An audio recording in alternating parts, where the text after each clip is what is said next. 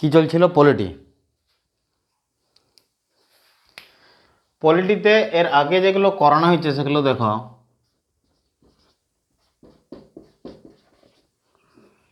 Previous জিনিসগুলো প্রত্যেকটা পরপর রিভিশন করে যাও, যেগুলো হয়ে যাবে পরপর রিভিশন করে যাবে।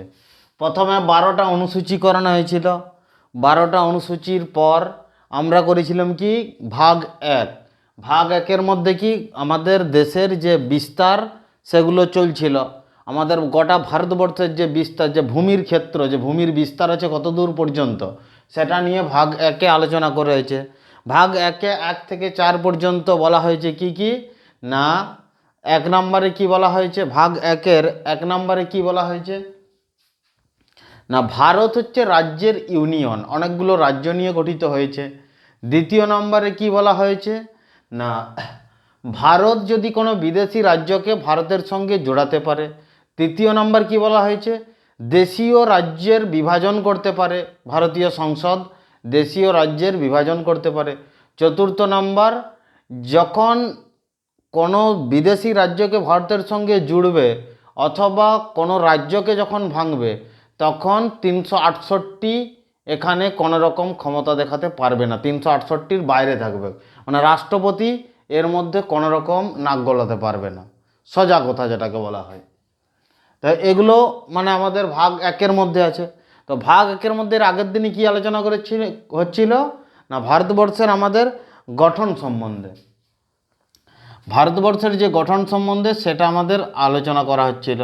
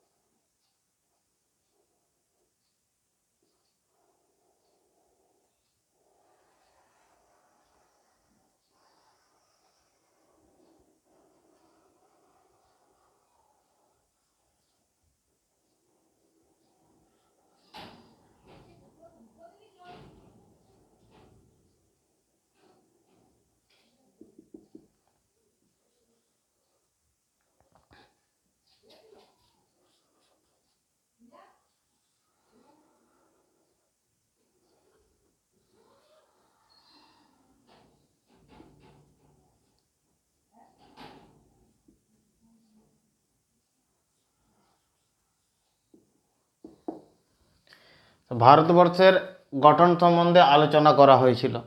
ভারতবর্ষের গঠন সম্বন্ধে যখন আলোচনা করা হয়েছিল, সেখানে কি বলা হয়েছিল না, সর্দার বল্লভভাই প্যাটেল, ভিপি মেনন এবং লর্ড মাউন্টব্যাটেন ভারতের যে রাজ্য গঠন 1947 সালে যখন দেশ স্বাধীন হয়, তখন সেটাকে মানে ভারতবর্ষ যখন গঠন করা হয়েছিল, সেটাকে গঠন করতে সর্দার বল্লভভাই প্যাটেলের হাতে সবথেকে বেশি দায়িত্ব ছিল।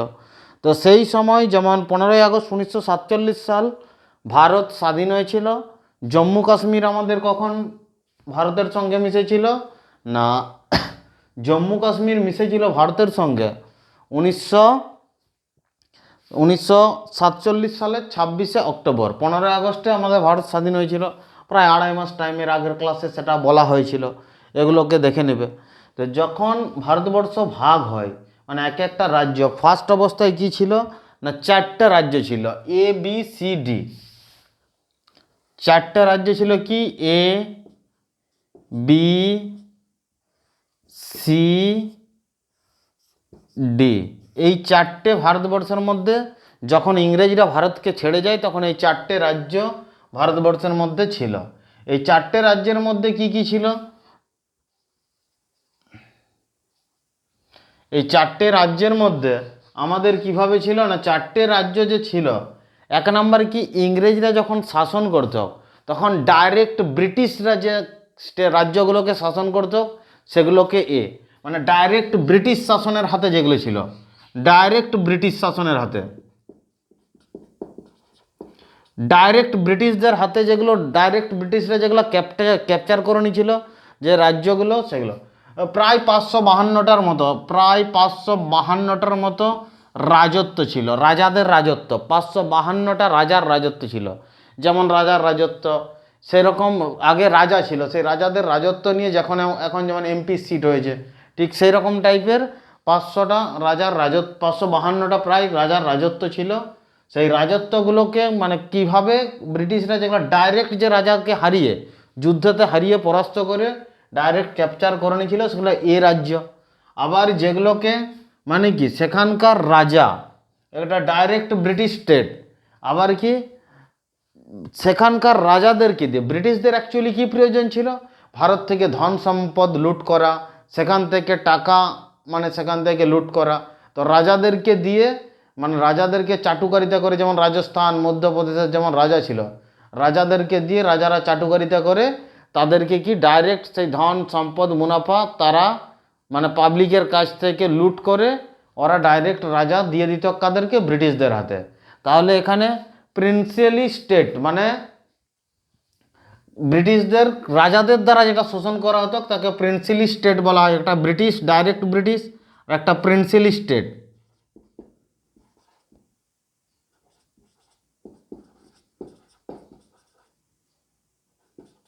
প্রিন্সিয়ালি state British state, princely state. আর একটা কি কমিশনারি স্টেট। কমিশনারি স্টেট কোনগুলোকে বলা হতো, যে যে রাজ্যগুলোকে ব্রিটিশ মানে একটা হপ্তার মতো কমিশন নিত, সেই কমিশন নিতে যেগুলোকে কন্ট্রোল করতো সেগুলোকে বলা হতো কি কমিশনারি স্টেট।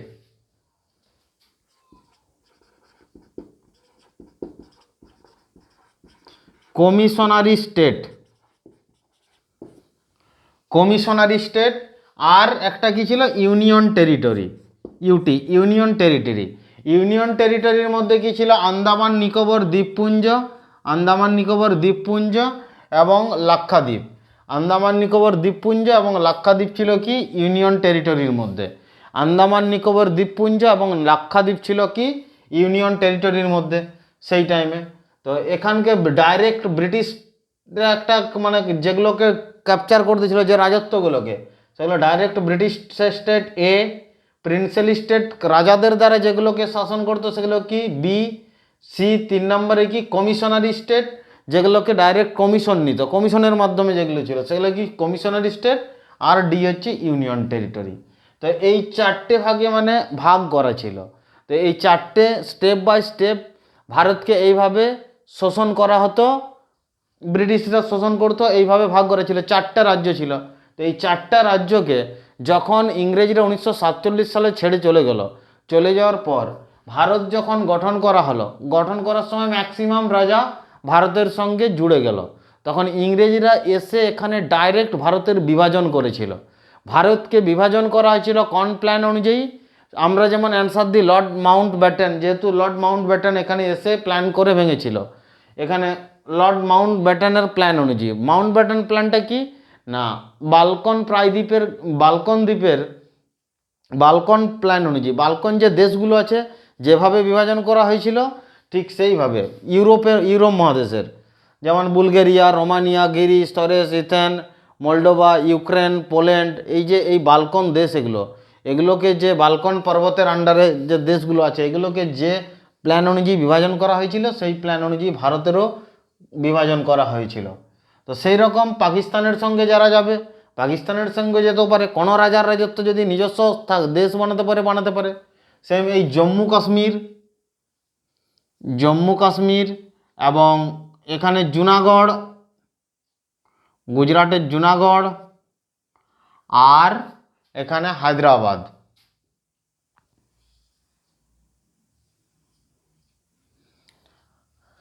এখানে রাজারা কি বলছিল না এই 3টে জায়গা অসুবিধা হয়েছিল। এর ক্লাসে আগের দিন আমি বলেছি পুরো ডিটেলস, আগের ক্লাসে আগের ভিডিওতে পুরো এটা বলা আছে। এর আজকের ক্লাসে যেটা বলছি, যেমন এই 3টে রাজত্বকে যেখানে অপারেশন পোলোর মাধ্যমে হায়দ্রাবাদকে নিজের ক্যাপচারে করেছে, জুনাগড়কে জনমত সংগ্রহ ভোটদানের মাধ্যমে ভারতের সঙ্গে মিশিয়ে নিয়েছে, জম্মু কাশ্মীরকে অভিলেখপত্রের মাধ্যমে রাজা হরি সিং সাইন করেছে, যে সাইনের মাধ্যমে ভারতের সঙ্গে মিশেছে। তার আগে পর্যন্ত এখানে পাক অধিকৃত কাশ্মীর, এটা মানে পাকিস্তান ওদের টেররিস্ট দিয়ে এটাকে ক্যাপচার করে নিয়েছিল, যেটা বর্তমানে পাক অধিকৃত কাশ্মীর এখন ঝামেলা চলছে। তা পাক অধিকৃত কাশ্মীর ওই জায়গাটা রয়ে গেছে। পরবর্তীকালে আমাদের যে রাজ্য এতগুলো আছে এইভাবে তো ABCD 4টা রাজ্য তো চলবে না। এরপরে সুপ্রিম কোর্টে দুটো আয়োগ মানে বসানো হয়েছিল। সুপ্রিম কোর্টে দুটো আয়োগ মানে জজ SK ধর দুটো আয়োগ বসানো হয়েছিল, দুটো সমিতি বলো, আয়োগ কিংবা সমিতি।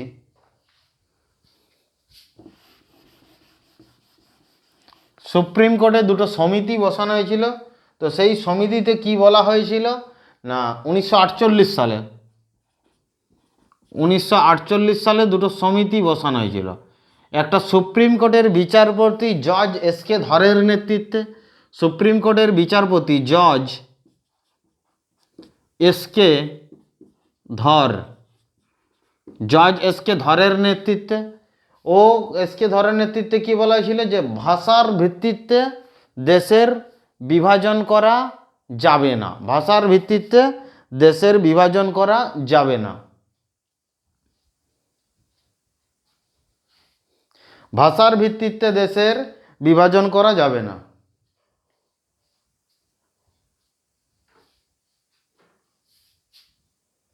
জজ SK ধর কি বলেছিল ভাষার, সুপ্রিম কোর্টের বিচারপতি একজন ছিল কে জজ SK ধর, ও বলেছিল কি ভাষার ভিত্তিতে দেশের বিভাজন করা যাবে না। আর একটা সমিতি গঠন করা হয়েছিল কে জওহরলাল নেহেরু, বল্লভভাই প্যাটেল, জওহরলাল নেহেরু, সর্দার বল্লভভাই প্যাটেল এবং পেট্টি সিদ্ধারামাইয়া। তো এদের নেতৃত্বে একটা আয়োগ গঠন করা হয়েছিল অথবা সমিতি গঠন করা হয়েছিল। এরা বলেছিল কি মানে এই সমিতি 1948 সালে গঠন করা হয়েছিল। JVP সমিতি কত সালে গঠন করা হয়েছিল 1948 সালে গঠন হয়ে যদি ভাষার ভিত্তিতে রাজ্যের বিভাজন করা হয় তাহলে কি হতে পারে। তো তো সেই টাইমে যখন এই কমিটির রিপোর্ট এসেছিল কত সালে না 1956 সালে, জজ গঠন কখন হয়েছিল সমিতি 1948 সালে, রিপোর্ট এসেছিল 1956 সালে। এর রিপোর্ট এই সমিতি গঠনের JVP সমিতি গঠনের রিপোর্ট এসেছিল কত সালে 1956 সালে সমিতির রিপোর্ট এসেছিল, রিপোর্ট পেশ হয়েছিল।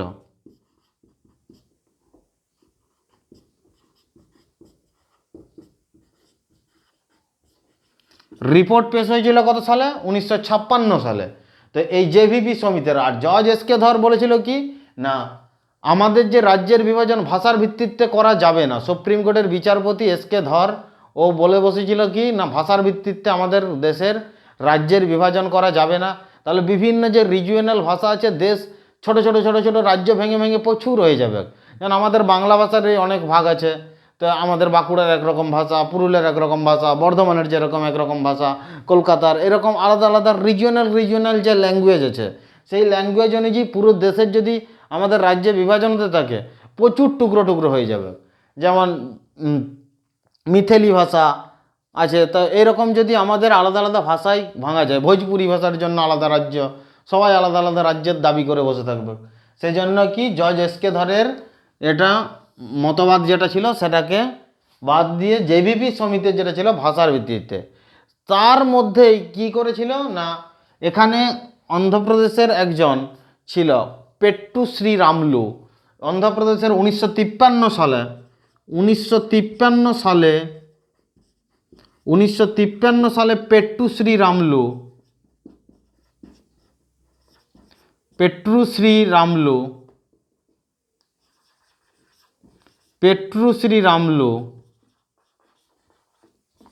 1953 সালে হায়দ্রাবাদের একজন কে ছিল না পেট্টু শ্রীরামলু। তার হিসাবে কি বলেছিল না আমরা এখানে আমাদের রাজ্য আলাদা, আমাদের একটা রাজ্য করতে হবে, তার নাম থাকবে কি হায়দ্রাবাদ। ভাষার ভিত্তিতে আমরা এখানে এরা কি ভাষা বলতো তেলেগু ভাষার জন্য আলাদা একটা রাজ্য বানাতে হবে। তেলেগু ভাষায় যারা কথা বলে তাদের জন্য একটা রাজ্য বানাতে হবে, তার নাম হায়দ্রাবাদ।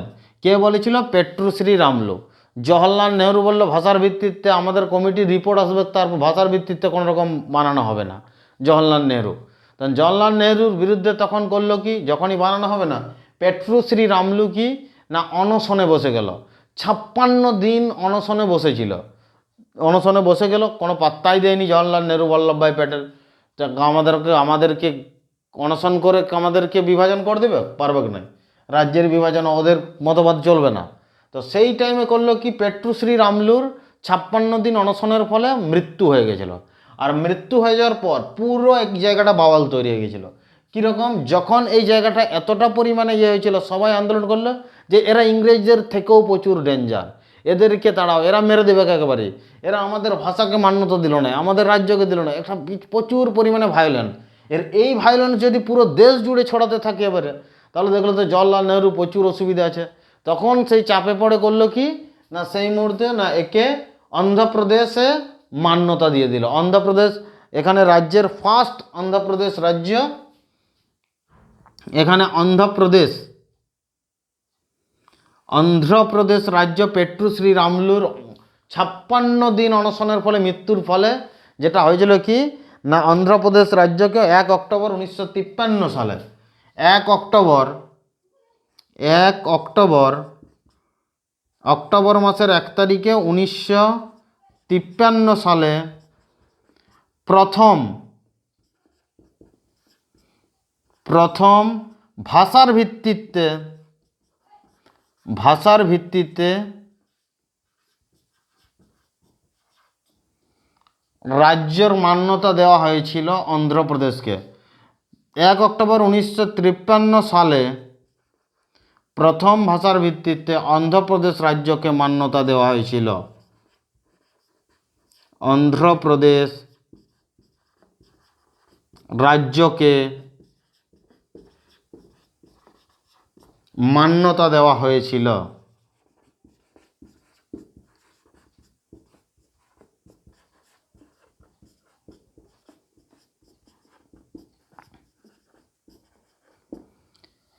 মান্যতা দেওয়া হয়েছিল অন্ধ্রপ্রদেশ রাজ্য। তার আগে যেরকম ছিল আমাদের এখানে পুরো এই জেলাটা কি, এখানে মাদ্রাজ, তামিলনাড়ু অন্ধ্রপ্রদেশ মিলে কি হয়েছে মাদ্রাজ।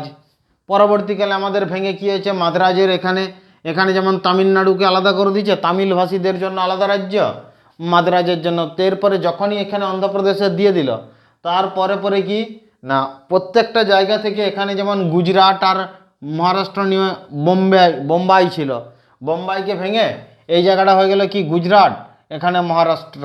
এরকম প্রত্যেকটা রাজ্য ওখানে না না না আমাদের মারাঠার জন্য আলাদা মহারাষ্ট্র চাই, মারাঠার জন্য কি চাই মহারাষ্ট্র, গুজরাটি ভাষাদের জন্য গুজরাট চাই, উড়িয়াদের জন্য উড়িষ্যা চাই, বাঙালিদের জন্য কি বেঙ্গল চাই, পশ্চিম উড়িষ্যাদের জন্য উড়িয়াদের জন্য কি উড়িষ্যা চাই, বাঙালিদের জন্য বেঙ্গল চাই, পশ্চিমবঙ্গ। আমাদের তো রয়েছে বাংলা। আর আসামিদের জন্য কি চাই, আসাম চাই। মণিপুরীদের জন্য কি চাই, মণিপুর চাই। এরকম প্রত্যেকটা ভাষা, এই জায়গাটা যেমন হিন্দি বেল্ট আছে, পাঞ্জাবিদের জন্য কি চাই, পাঞ্জাব। তো এরকম করে আমাদের পুরো ভাষার ভিত্তিতে পুরো দেশের আমাদের রাজ্যের বিভাজন ঘটে। কন্নড়দের জন্য আমাদের যেমন কন্নড়দের জন্য কর্ণাটক, কন্নড়দের জন্য কি চাই, কর্ণাটক। তো এইভাবে আমাদের এক একটা পুরো ভাষার ভিত্তিতে পুরো রাজ্যের গঠন হতে শুরু করলো। পুরো দেশ আমাদের আস্তে আস্তে আমাদের রাজ্য তৈরি হয়ে গেল পুরো দেশ। তো 1956 সালে আমাদের যে রিপোর্ট পেশ হয়েছিল, 1956 সালের রিপোর্ট পেশ হয়েছিল। রিপোর্ট পেশ হওয়ার পর ভাষার ভিত্তিতে রাজ্যের বিভাজন করা যাবে, 1953 সালের এই যে 1953 সালে পেট্রুশ্রী রামলু এই যে এই আয়োগকে, তারপরে একটা আয়োগ গঠন করা হয়েছিল 1953 সালেই যে একটা আয়োগ গঠন করা হয়েছিল, সেই আয়োগটার নাম কি, ফজল আলী আয়োগ। জজ এসকে ধর, জওহরলাল নেহরু, সর্দার বল্লভভাই প্যাটেল আর পেট্টু সিদ্ধারামাইয়া মিলে একটা আয়োগ গঠন করা হয়েছিল যে ভাষার ভিত্তিতে দেশ ভাগ করা যাবে কি না 1948 সালে। সেটার পর আমাদের করলো কি না 1953 সালে সেই আয়োগের রিপোর্ট আসার আগেই, রিপোর্ট আসতে তো টাইম লাগে, তার আসেই 53 সালে পেট্টুশ্রী রামলু 56 দিন অনশনে বসলো, তারপর তার মৃত্যু হলো। তখন সেই অন্ধ্রপ্রদেশ প্রথম রাজ্য 1 অক্টোবর 1953 সালে অন্ধ্রপ্রদেশকে একটা রাজ্য হিসেবে ভাষার ভিত্তিতে মান্যতা দিতে বাধ্য হলো। তারপরেই 1953 সালে তারপরেই কি হলো, 1953 সালে একটা আয়োগ গঠন করা হলো। যে সমিতি গঠন করা হয়েছিল তার নাম কি, ফজল আলী আয়োগ। ফজল আলীর নেতৃত্বে ফজল আলী আয়োগ। ফজল আলী আয়োগের নেতৃত্বেই ভারতকে কি করা হয়েছে না, ভারতকে ভাষার ভিত্তিতে ভাগ করা হয়েছে। এই ফজল আলী আয়োগের যে রিপোর্ট, যে পেশ হয়েছিল কত সালে, ফজল আলী আয়োগের রিপোর্ট 1956 সালে পেশ হয়েছে। কত সালে, 1956 সালে ফজল আলী আয়োগের রিপোর্ট পেশ হয়েছিল। 1956 সালে কোন রিপোর্ট পেশ হয়েছিল, ফজল আলী আয়োগের রিপোর্ট। তারপর পুরো দেশকে 1956 সালে যে ভারতীয় সংবিধান তো তখন তৈরি হয়ে গেছিল, সেই সংবিধানকে কি করতে হবে, সংশোধন করতে হবে। এই সংশোধন হচ্ছে 7ম সংশোধন। 1956 সালে যে এই সংসদে সেটাকে সংশোধন করেছিল কত, 7ম সংশোধন। রিপোর্ট পেশ করার পর 1956 সালে ফজল আলী আয়োগের রিপোর্ট পেশ করার পর 7ম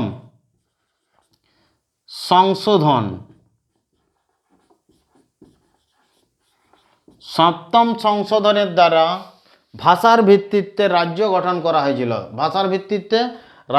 করা হয়েছিল। তখন কতগুলো, 14টা রাজ্য ছিল, 14টা রাজ্য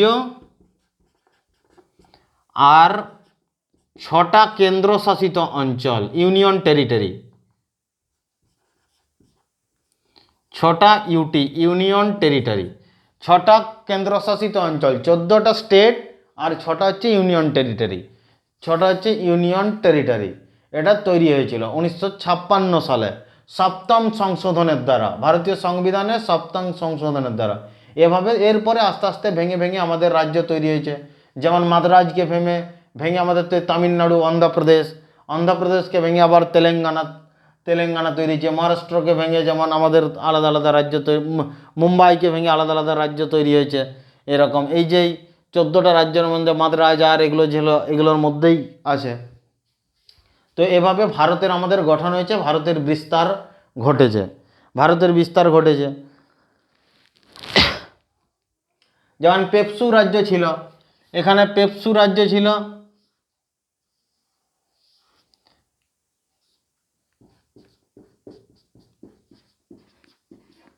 পেপসু রাজ্য, Punjab east Patiala state union, PEPSU রাজ্যকে যে ভেঙেছে, পেপসু রাজ্যকে ভাঙার পর যে দেশগুলো হয়েছে, একটা যেমন পাঞ্জাব, হরিয়ানা, হিমাচল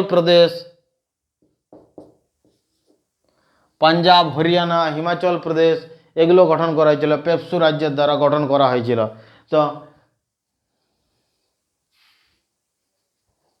পেপসু রাজ্য গঠন করা হয়েছিল। তো পেপসু রাজ্য পেপসুর পুরো নাম কি, Punjab and east Patiala state union, PEPSU রাজ্য, পাঞ্জাব, হরিয়ানা, আর একটা কি হিমাচল প্রদেশ।